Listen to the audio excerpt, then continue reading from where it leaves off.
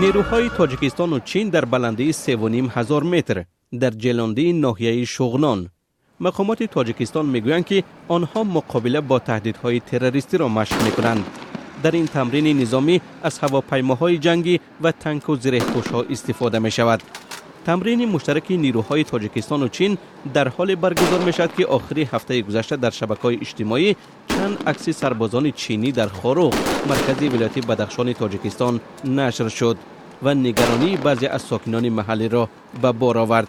عارف ناظم‌زاده سخنگوی وزارت دفاع تاجیکستان از محل رزمایش به رادیوی آزادی گفت که در تمرین نیروهای پیاده نظام و ضد هوایی دو کشور اشتراک دارند، اما درباره شماره نظامیان اطلاع نداد.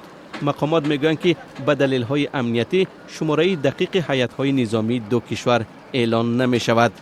چون این رزمایش نظامیان تاجیکستان و چین ماه اکتبر سال 2016 نیز در ولایت مختار کوهستان بدخشان دایر شده بود. در آن حدود 10,000 نفر حضور داشتند. رزمایش مشترک نظامیان تاجیکستان و چین در حال برگزار می شود که وضع در ولایت بدخشان افغانستان هممرز با تاجیکستان و چین ناآرام به نظر می رسد. گروه طالبان چند منطقه را در این ولایت از سالها به این طرف در اختیار خود دارد.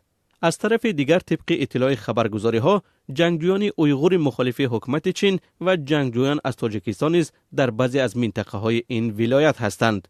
مقامات در دوشنبه و پکین بارها از حضور جنگجویان کشورهای خود در افغانستان نگرانی کرده بودند. تاجیکستان با چین در ولایت مختار کوهستان بدخشان حدود 500 کیلومتر مرز دارد. ولایت ناآرامی مسلمان نشین شینجان اویغور هم در این منطقه جایگیر است.